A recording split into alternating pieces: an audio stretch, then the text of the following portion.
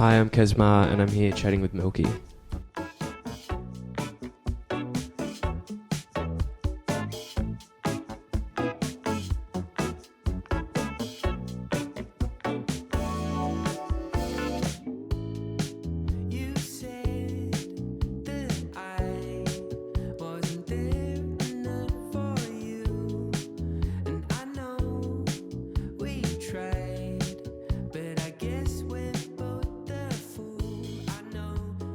I got into music through, I think, my dad just playing lots of records around the house, and he was always like super into music, and then I kind of got handed a guitar at like a pretty young age, and I think it kind of all just stemmed from there. I've been playing guitar ever since, and then I think I got into songwriting pretty early as well, at like, I don't know, age, I don't know, maybe 13 or 14. I kind of just started writing my own songs, and then I did like a lot of busking and stuff. I was doing kind of like a folk thing for a while. And then I think once that kind of all fizzled out, I got into music production and I just wanted to learn everything about how songs were made, who was making them. And I think from an early age I was always obsessed with how you make a song and what you put into it and how many different ways you can do it. So I think that's kind of where it started from, and then it kind of just snowballed, and I've just been doing it ever since.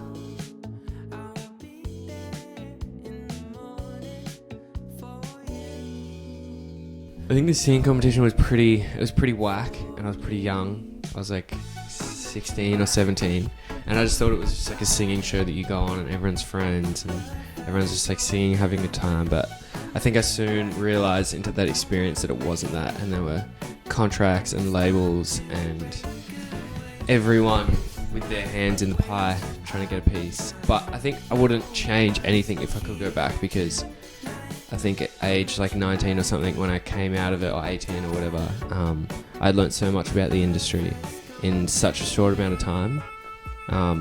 So I think that definitely helps me now with making decisions and knowing how, I don't know, kind of the industry works. I still don't understand any of it, but I think, yeah, it definitely helped me in that way to see just how insane the whole rat race is of being in the music industry. So yeah, I don't think I'd change anything if I could go back, but yeah, I definitely think it helped me kind of shape who I want to be today, because I just got to learn all those kind of hard lessons at a super young age. So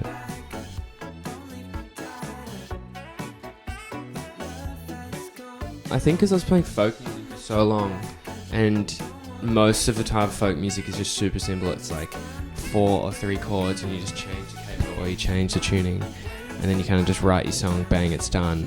So I think I was doing that for ages, and then I think I didn't get bored of it. I just kind of wanted to open my horizons a bit, and I kind of knew that I didn't want to do the whole folk thing forever. So I think I started listening to a whole heap of kind of early 80s and late 70s bands, and I think I kind of just fell in love with that whole sound of like the late 70s and the way they recorded things and everything. And then I kind of just, yeah, I became completely obsessed with it.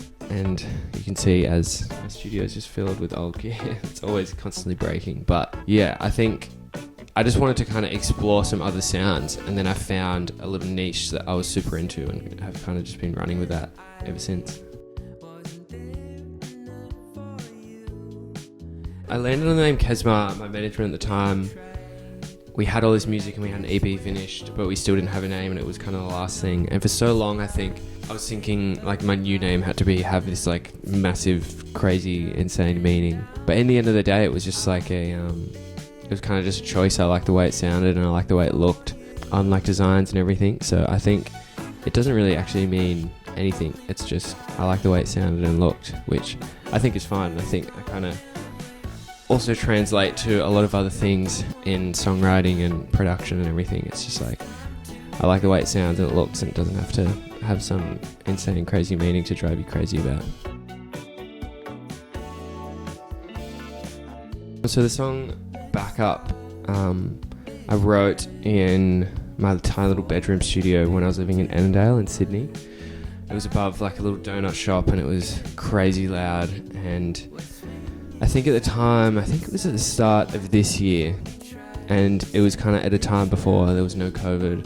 The world hadn't like completely start to self-destruct really. So it's got quite a positive kind of feeling and vibe to it, which I think definitely reflected my mood at the time. I don't think I would have written it mid-COVID here. But yeah, that song was kind of just inspired from, I was listening to like a whole heap of kind of like late 70s Brazilian music and their chord structures and everything, so I kind of just started that way, and then the lyrics kind of came around that, and then I took it to my friend Tobias Prittle in Melbourne and we kind of finished it off. But the song's pretty open. It's pretty much just about not wanting to be someone's second choice or their backup, and yeah, it kind of stemmed from there.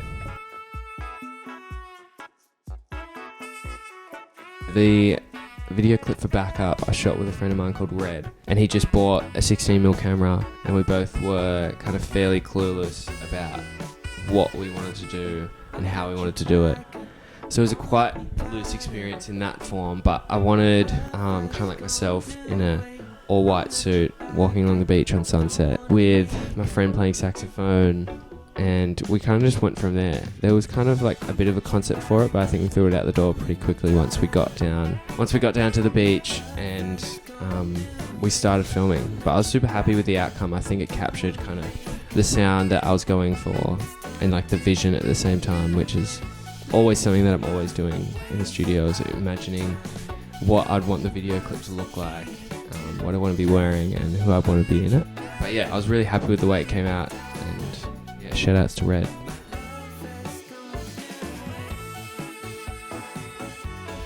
So I think how I arrived at the sound that I'm at, I think it was just through my dad's choice of music when I was young, and especially now, like his favourite band is Steely Dan, and I think kind of subconsciously a lot of those bands that he was playing from like a really young age have just kind of stuck with me for some reason. And I think those late 70s kind of early 80s bands and producers and artists, I don't know, there's just something about it that resonates with me super hard, and I'm still super surprised by it when I find a song that I haven't heard from that era that I just love. It just excites me so much and it really inspires me. So I think kind of from that and just experimenting and buying lots of old gear has definitely helped me kind of shape the sound that I wanted to make. But not saying that I needed all this gear to get the sound, but it inspires me playing it, and I think that's where it kind of comes from.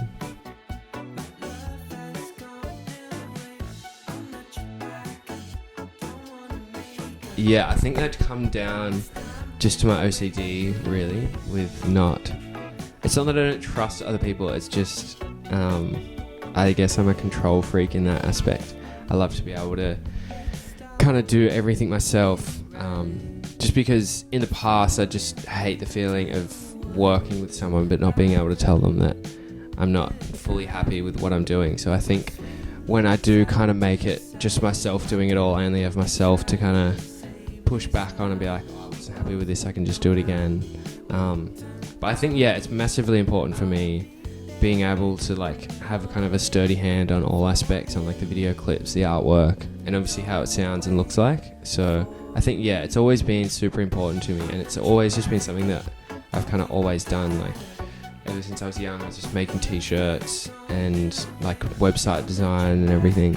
But I think it's just because I just couldn't imagine anyone else really doing it, so I guess I just kind of have to do it myself.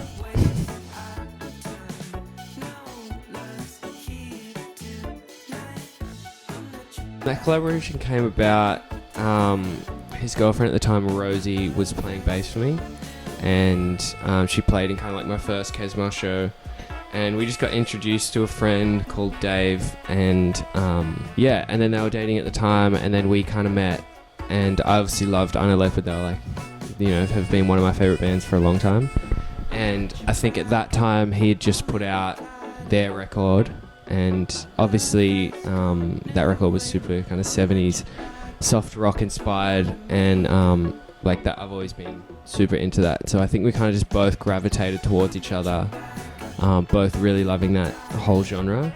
And then, yeah, we wrote that back in Annandale at my little bedroom studio. Kind of just, I don't really do many sessions now, just writing with kind of people that I don't really know. I like to kind of get to know the person, and I think being able to be like comfortable and write a song together, it's just, I don't know, there's just something about it. I like that connection of a good friendship, being able to write a song together. So it was pretty relaxed. But yeah, we kind of fleshed out the whole song just on that first day. And it was written, I think, almost like 2 years ago, and it's just kind of stuck with both of us, I think. And when you have a song like that, I think, because you write so many songs and then you listen to them, a week later and you're like, I don't like that. But if a song sticks with you for a while, I think it's meant to be. So it was definitely the first song that I wanted to put out to kind of relaunch the Kesmar project.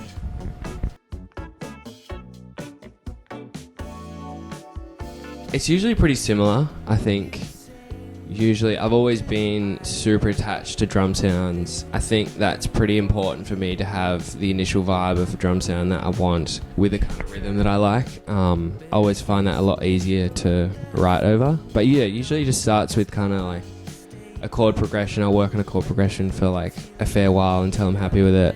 And then I'll kind of build around that, flesh out the song, and then just kind of start singing ideas into a microphone, I guess. And then, yeah, most of the time, the best ideas kind of come in like the initial blast, I guess.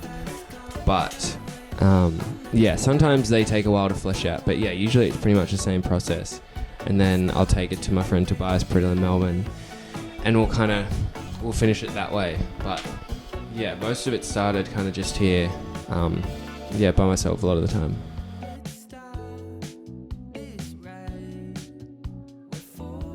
I think we've kind of gone the opposite with this show.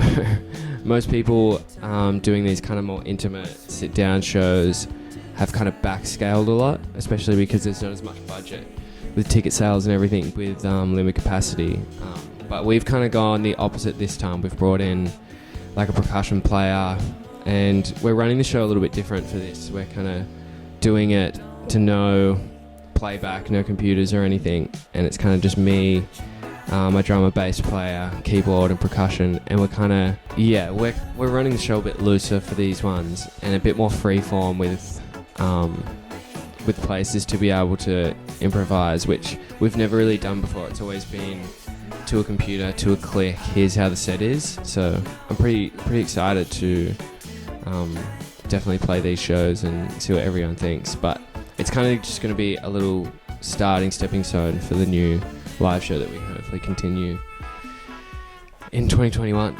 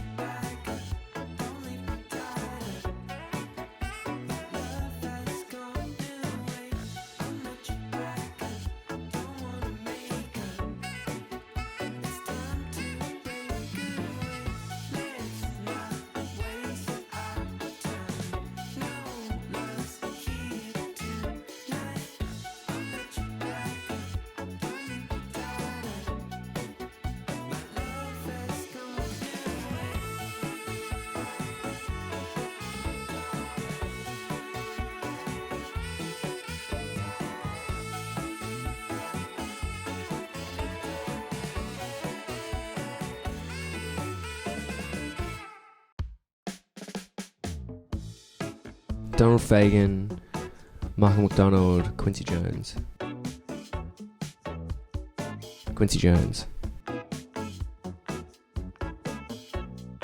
Thriller. Pleasure Line by Video Age.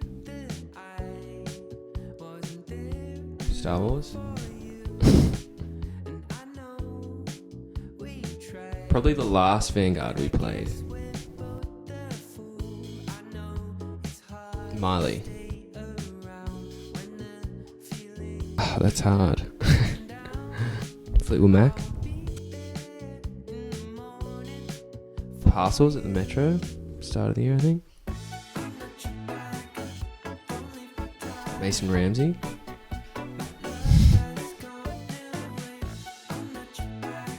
George Benson. Michael Jackson. Just keep making music that makes you happy. Songs that you think sound happy to you. I don't know, I think it's super cheesy, but I think a lot of musicians can relate to this, and it's always just something that you've done and you couldn't really imagine doing anything else. And I definitely couldn't, so I guess I'll just keep doing it.